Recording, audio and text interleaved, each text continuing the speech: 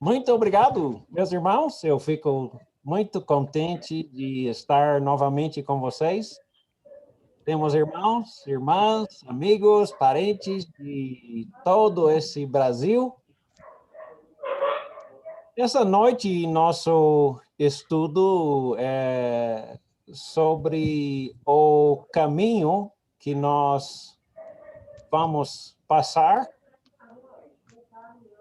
Muitas vezes, pessoas querem passar pelo caminho mais fácil e outros pensam, não pode ser, porque o caminho não é um caminho fácil, tem que ser aquele caminho duro e difícil, não é? Pense um pouco comigo. Se eu entendo, existem aproximadamente 7,8 bilhões de pessoas vivas na planeta Terra agora. Você pensando dessas pessoas, quanto por cento dessas pessoas serão salvas? Quanto por cento dessas 7,8 bilhões serão perdidas?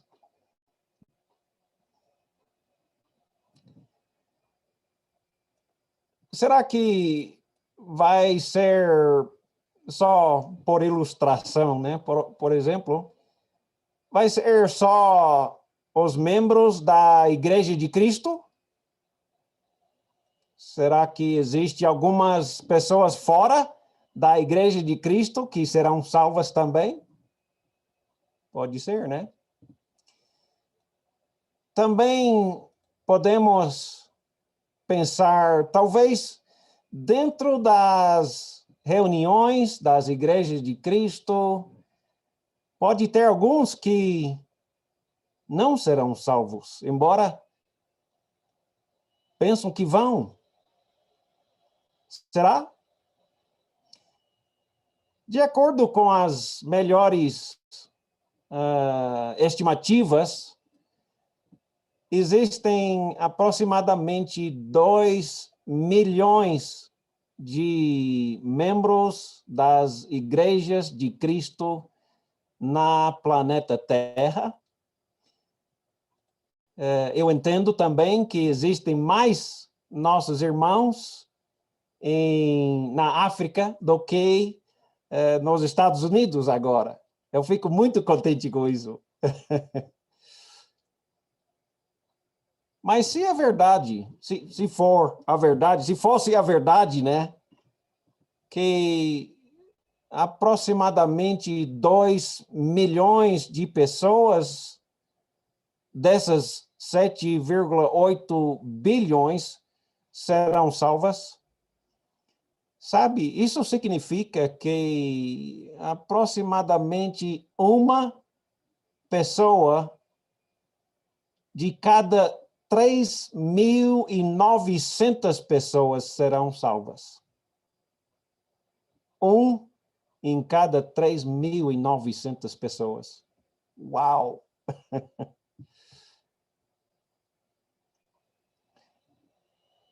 Isso significa que 99 ponto não sei o que, ponto 5, ponto 8 da população da planeta Terra será perdida. Muitas almas espalhadas por todo o mundo. Nós temos um grande trabalho para fazer, né? E estamos pensando hoje sobre o caminho que leva para a vida. Nós vamos começar inicialmente em Mateus, capítulo 23, versículos 23 até 28. Esse é o capítulo que Jesus está falando contra os líderes da igreja judaica, nas sinagogas. contra os fariseus, escribas, e ele os chama de hipócritas.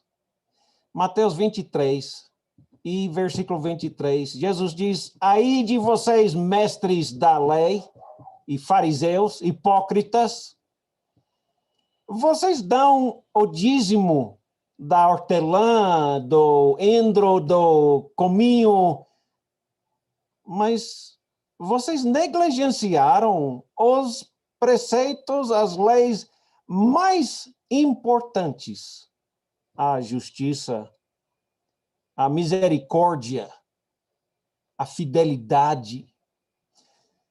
Vocês deveriam praticar essas coisas sem omitir aquelas. Guias cegos, vocês colam um mosquito e engolem um camelo. Aí de vocês, mestres da lei, fariseus, hipócritas, vocês limpam o exterior do copo e do prato, mas por dentro estão cheios de ganância e cobiça.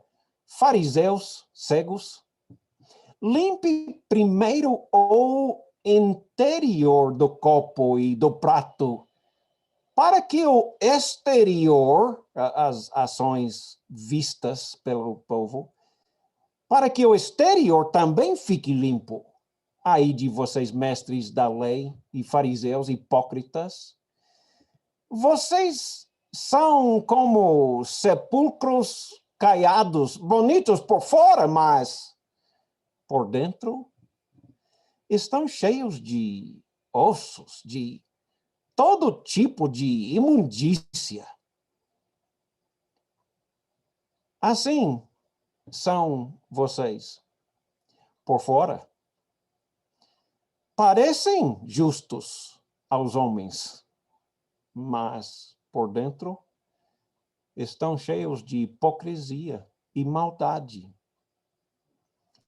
Sabe que Satanás é tão sutil, super sutil, astuto, enganador, mentiroso. Ele decepciona perfeitamente as pessoas. Para que as pessoas possam chegar a pensar que o que importa é apenas as ações que podem ser vistas por fora. Mas quando estou escondido, tanto faz, não importa mais. Eu posso esconder e pecar, ou eu posso pecar na mente, no coração, e que mal vai fazer? Ninguém vai ficar sabendo, não é? Mas foram exatamente isso que os hipócritas, atores, estavam pensando. É porque Satanás os enganou. Sabe, Satanás não é aquele dragão grande, né? Dragão gigante que tá vermelho, ele tem esse tridente, né? Aquele rabo grande. Não é assim. Imagina se fosse o diabo fosse assim, como esse dragão grande, gritando para o povo: venha, siga-me, nós todos vamos para queimar no inferno para sempre, vamos! Quem ia segui-lo? Ninguém, é claro. Ele tem que decepcionar as pessoas, né? Vai comigo para 2 Coríntios, capítulo 11, e versículos 13 até 15. O apóstolo Paulo tinha alguns problemas com os irmãos na igreja de Corinto. Parece, alguns visitantes entre os judeus que chegaram em Corinto para confundir a igreja em Corinto, se chamando apóstolos de Cristo, igual a apóstolo Paulo, não é? 2 Coríntios 11, versículo 13, Paulo disse: pois tais homens são falsos apóstolos, obreiros enganosos, fingindo-se apóstolos de Cristo. Fingindo. Não eram verdadeiros. Mas as pessoas pensavam que sim. E isso não é de admirar, porque o próprio Satanás se disfarça também, não é? Sabe de que é o disfarce de Satanás? Ele se veste, aparece como um anjo de luz. Como se fosse um anjo de Deus. Não como aquele dragão. Ele não vai enganar ninguém, não é? Não vai enganar ninguém. Então, portanto, não é surpreso nem isso que o Satanás se disfarça como um anjo de luz, pois os servos de Satanás, os demônios, também se disfarçam, fingem ser servos da justiça. É só assim que eles vão conseguir enganar as pessoas, não é? Eles fazem isso com o fim de decepcionar, enganar. E será que eles têm sucesso?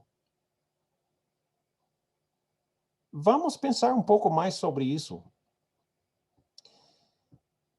E a Bíblia diz, Paulo diz que o fim deles será o que as suas ações merecem, não é?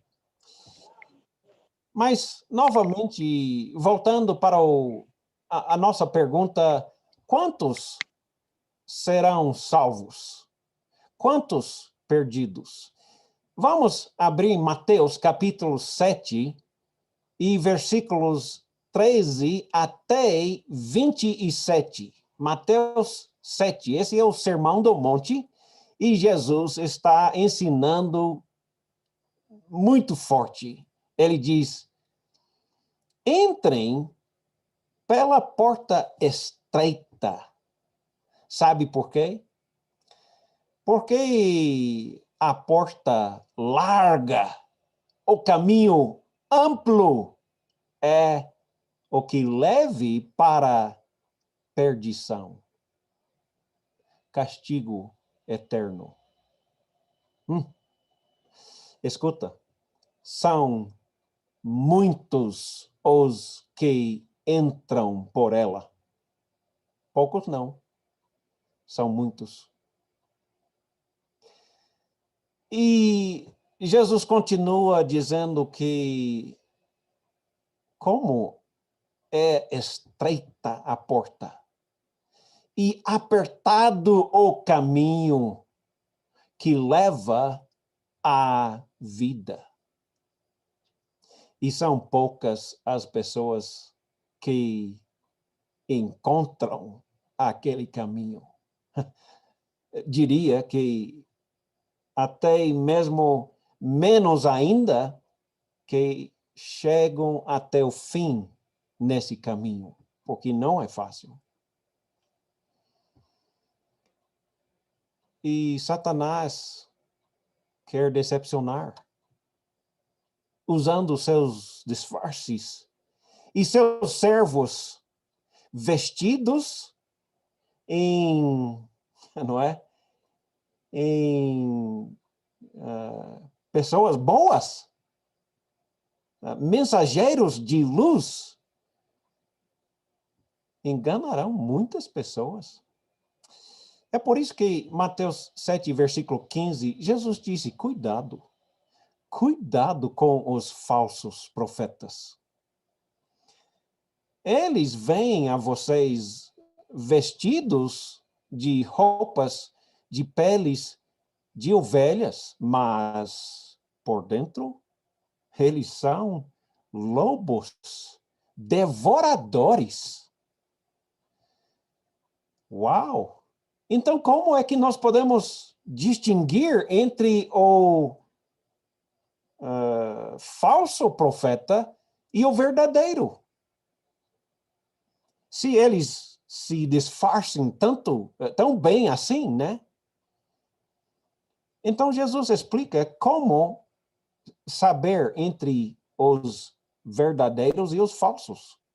Ele diz, vocês os reconhecerão por seus frutos. Porque será que alguém vai colher uvas de um espinheiro? Ou talvez figos de ervas daninhas?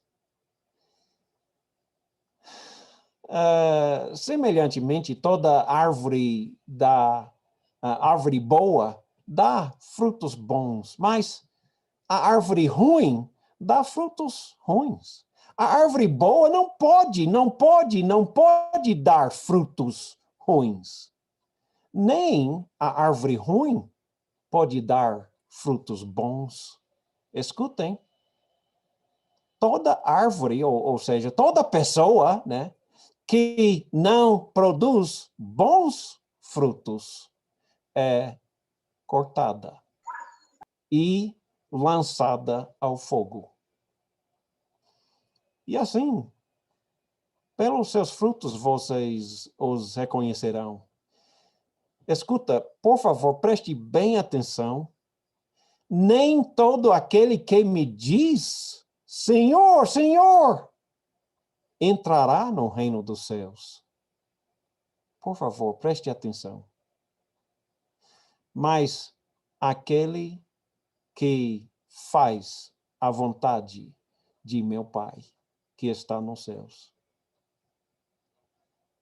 Eu conheço muitas religiões e igrejas. Eu estou esquecendo que cidade eu estava, em Moçambique ou Sudão do Sul, alguma coisa assim. Eu vi uma igreja cantando, próximo ao lugar onde eu estava dormindo, e o próximo dia eu vi a igreja lá e tinha escrito Jesus é Senhor em cima, né?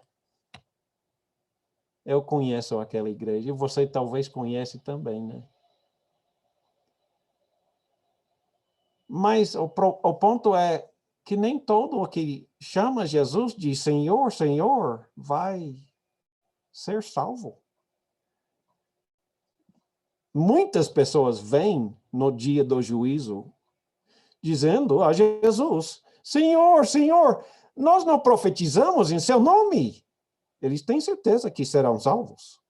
Eles não têm nenhuma dúvida. Sabem que serão salvos. E estão estranhando. Mas Jesus, nós não expulsamos demônios em seu nome. Então, Jesus, Senhor, nós não fizemos grandes milagres em seu nome. E Jesus vai responder claramente para eles: afastem-se de mim. Vocês que praticam o mal. Portanto, quem ouve estas minhas palavras e as praticam é como um homem sábio, prudente, que constrói a sua casa sobre a rocha. Caiu a chuva, transbordaram os rios, sopraram o vento e deram contra aquela casa. E ela não caiu, porque tinha sido construído sobre a rocha. Boas obras, obediente a Jesus. Não apenas dizendo, Senhor, Senhor. Não apenas por fora servindo Jesus.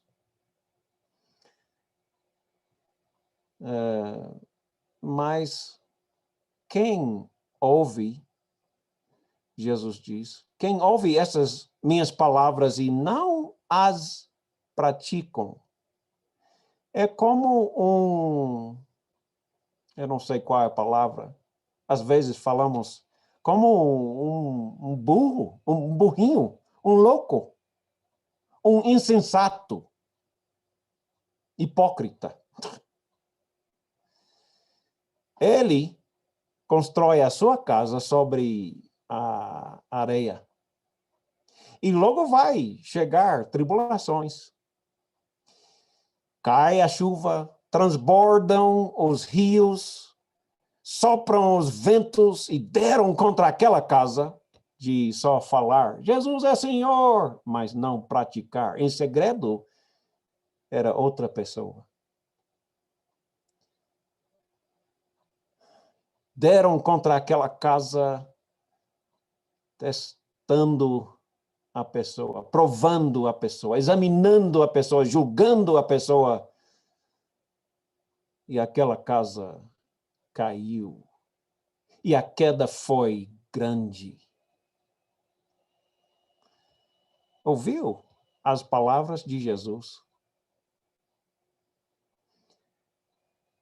É aqueles que praticam, ou será que é aqueles que somente praticam quando as pessoas estão olhando?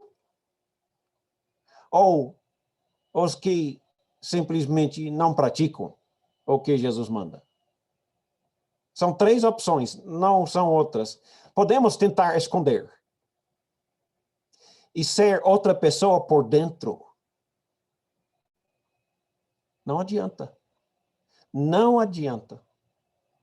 Eu sei que é um caminho difícil. Não é fácil. Jesus disse que não era fácil. Aliás, sempre falava isso. Vamos para Mateus 7, versículos 13 e 14. Entrem pela porta estreita. Larga é a porta, amplo o caminho que leva à perdição, à morte. E são muitos os que entram por ela. Como é estreita a porta e apertado o caminho que leva à vida. E são poucas as pessoas que encontram esse caminho. Muitas pessoas pregam o que o povo quer ouvir. É verdade, não é? Você já sabe disso. Havia uma conversa entre os líderes de alguma denominação. E eles estavam conversando sobre como eles poderiam crescer. Aí eles debatiam, conversavam, e um levantou a mão e disse, eu sei. Nós podemos introduzir o tambor na reunião da igreja. As pessoas vão gostar, eles vêm para a nossa igreja, e nossa igreja vai crescer. E, de fato, eles fizeram isso. E sabe, a igreja deles realmente cresceram. Foi muitos anos depois que havia outra igreja, outra denominação também, fazendo essa mesma conversa, né? E, na mesma maneira, decidiram introduzir o tambor e também um coral, cantando bonito, não é? Dizendo, as pessoas vão gostar, e eles vêm para a nossa igreja, e a nossa igreja vai crescer, não é? Essas coisas, você sabe, acontecem, mas acontecem lentamente, lentamente, um passinho por passinho, aí nem percebe que está mudando, mas muda. A Igreja Católica, você acha que pretendia ter Papa? De jeito nenhum. Não no início, não é? Mas eles acabaram fazendo lentamente, lentamente, através de séculos, para chegar a ter um Papa, não é? Aconteceu lentamente. Então, essa igreja, introduziu um tambor e junto com um coral, e as pessoas realmente gostaram, e aquela igreja cresceu, sabe? Muitos anos depois, outra igreja, tendo essa mesma conversa, decidiu introduzir na reunião da igreja a dança. Aí as pessoas gostaram mesmo, não é? E aquela igreja cresceu. Muitos anos depois, outra igreja decidiu introduzir uma banda completa, profissional, e com guitarra e piano, e né, teclado, e som, e bateria, e tudo. E cantores profissionais, sabe? Aquela igreja cresceu, não é? O povo gostou mesmo.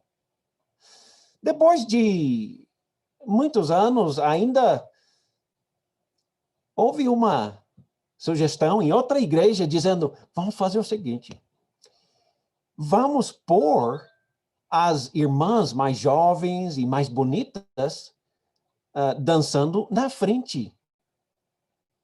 As pessoas gostaram demais. E sabe o quê?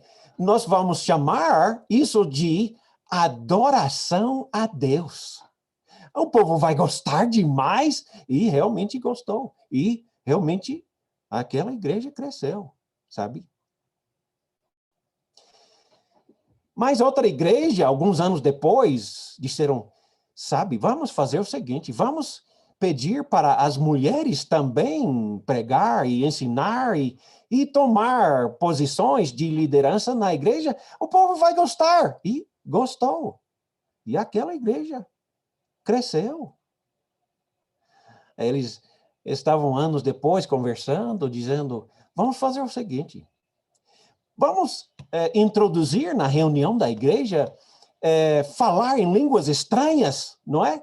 Porque podemos assim pular e gritar e assim adorar emoção e dizer ao povo que essa emoção é o Espírito Santo. Aquela igreja também cresceu muito, você sabe, não é? Ainda depois, mais outra igreja renovadíssima decidiu fazer o seguinte, vamos pregar ao povo que se eles vêm para a nossa igreja, eles vão ser curados, eles serão abençoados, ficarão bonitos e gordos e ricos e saudáveis.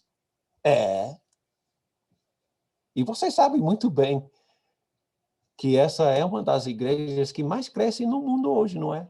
Você sabe disso. Porque o povo gostou. E gostou mesmo. E é uma das igrejas que mais cresce ainda hoje. Estou exagerando? É isso mesmo? Será? Chegou outra igreja.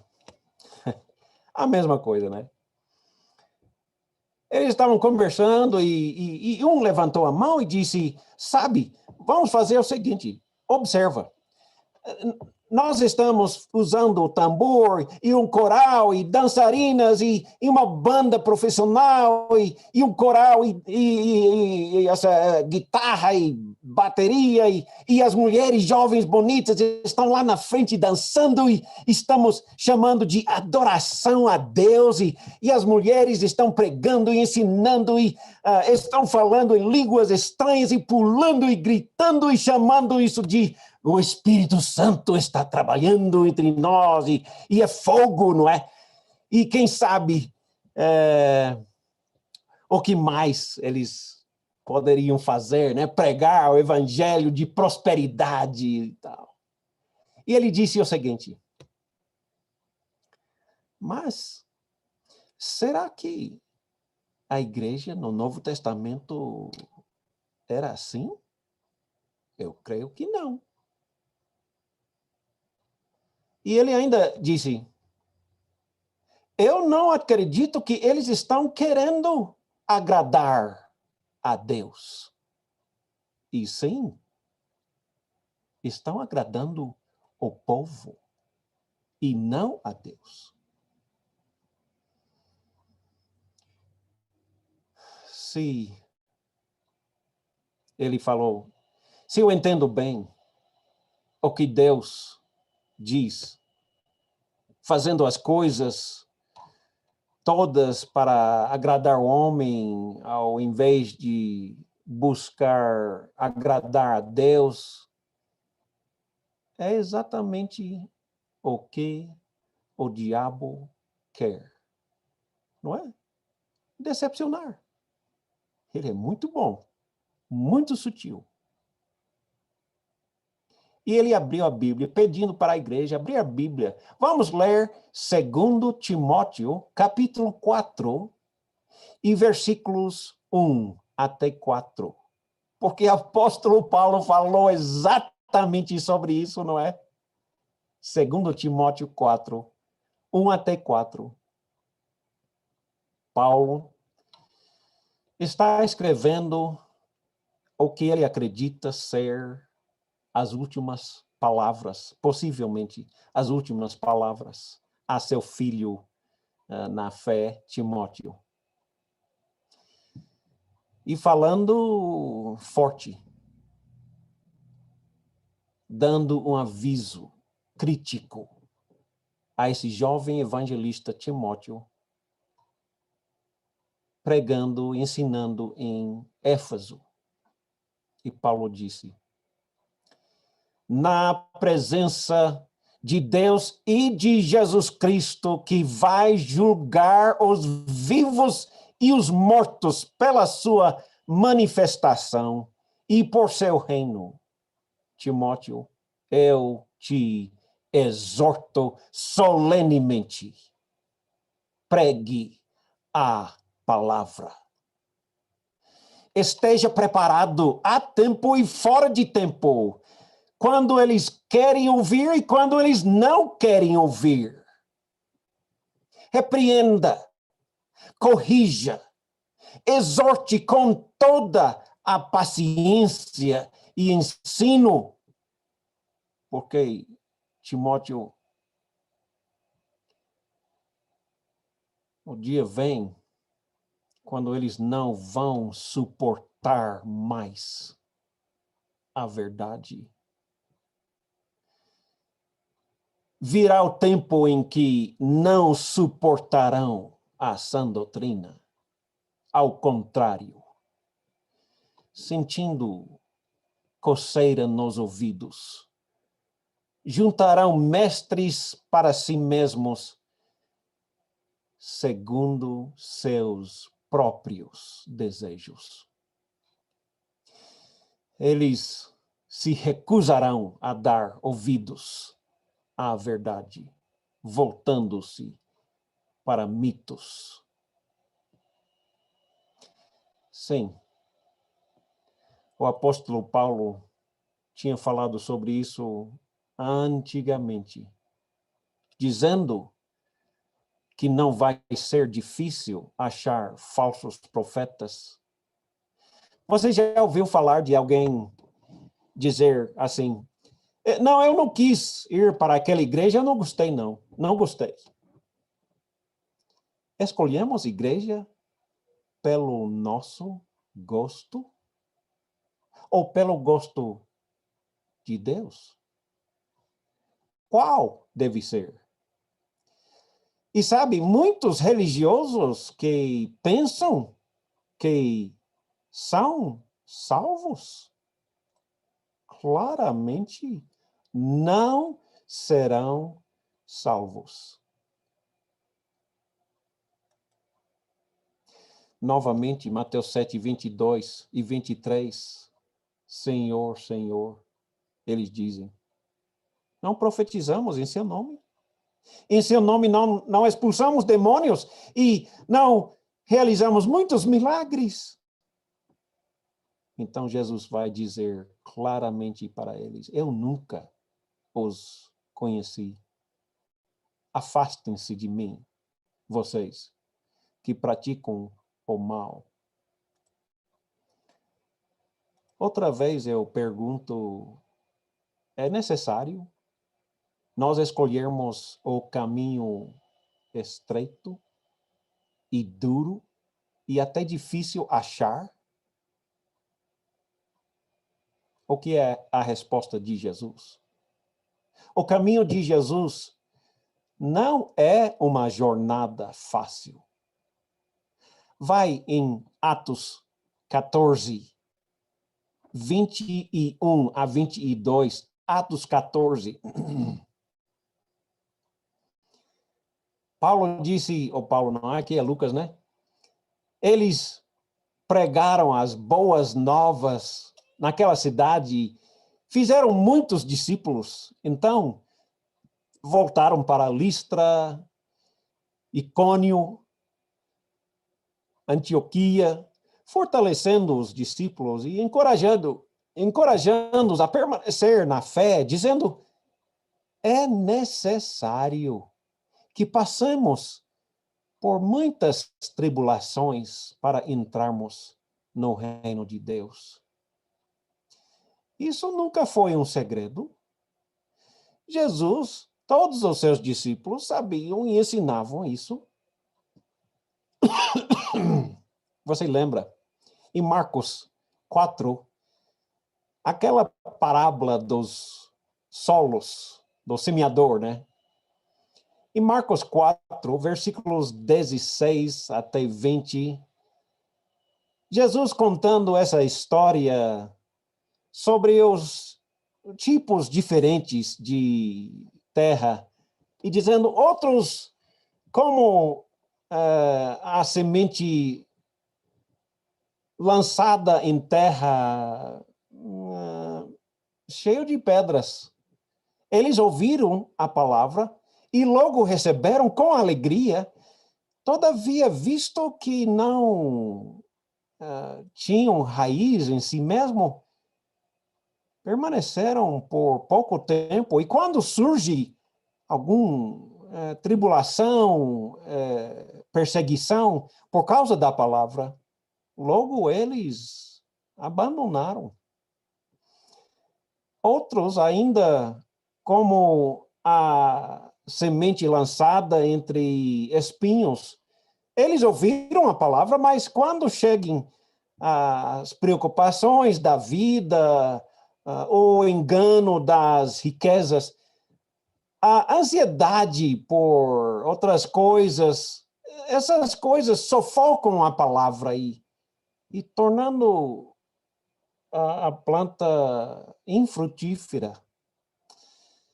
E outros também são como a semente que lança em boa terra. Esses ouvem a palavra e aceitam-na e dão uma colheita de 30 por 1, ou talvez 60 por 1, não é? Uma boa colheita.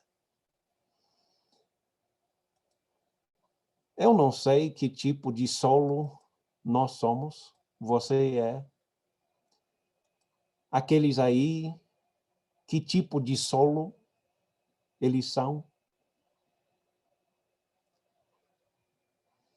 Marcos capítulo 10, versículos 23 até 27, Jesus estava olhando ao redor e ele disse aos seus discípulos: como é difícil os ricos entrarem no reino de Deus.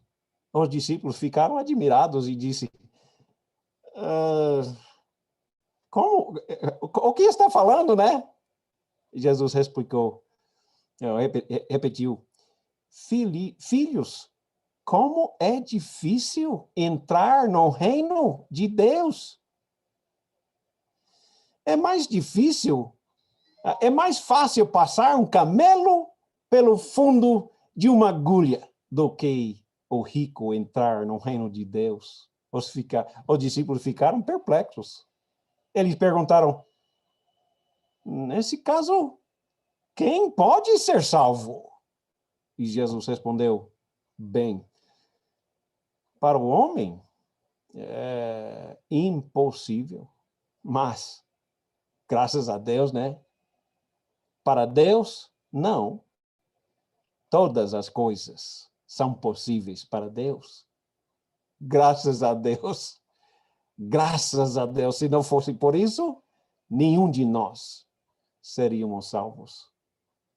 Voltando um capítulo para Marcos capítulo 9, 42 a 47, Marcos 9, 42 a 47, se alguém fizer tropeçar um desses pequeninos, eu creio que é não fisicamente uma criança, mas espiritualmente imaturo.